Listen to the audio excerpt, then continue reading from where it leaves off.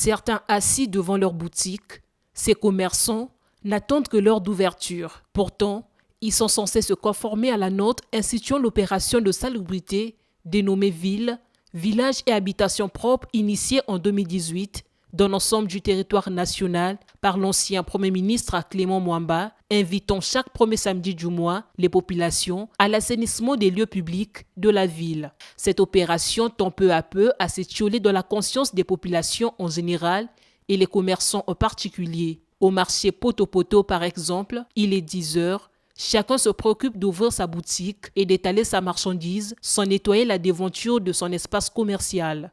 On est là pour s'entendre les 10 heures pile, on va commencer à ouvrir les magasins, partir vendre.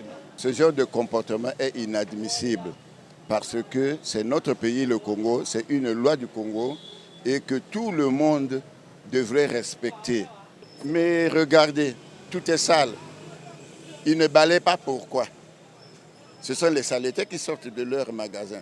À quelques mètres de là, ces jeunes munis de balais, pelles et houes s'attellent à l'exécution de cette opération de salubrité. Bon, je profite aujourd'hui à cette occasion de lancer un appel solennel à tous les quartiers de Brazzaville, à la communauté congolaise dans l'ensemble, de respecter la note circulaire du Premier ministre et ça nous permet, nous, parce que tout ce que nous contractons comme maladie dans la société, c'est nous autres là, les habitants de cette société qui provoquons cela. Marcel Ganungo, maire de Wenze, estime quant à lui que la réussite de cette opération nécessite un accompagnement de l'État. Il n'y a pas de mesures en tant que telles, les mesures ont été déjà données et ces mesures sont drastiques. Ça veut dire qu'un commerçant qui ferme sa boutique pour venir ouvrir sans pourtant balayer la devanture de sa boutique a des amendes et que les forces de l'ordre vont lui infliger.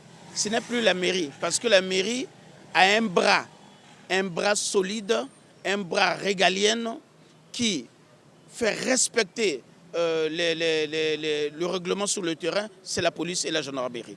Donc la police et la gendarmerie doivent faire son travail et faire ce travail proprement.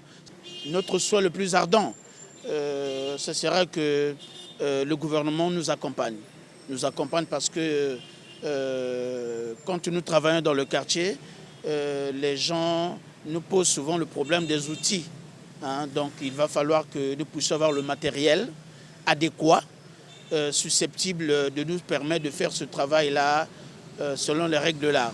L'opération de salubrité du samedi, qui ne tient qu'au respect des heures d'ouverture des magasins et marchés, interpelle le gouvernement de la nécessité de pérenniser cette mesure en mobilisant chaque premier samedi du mois toutes les couches de la population disséminées dans les départements du pays.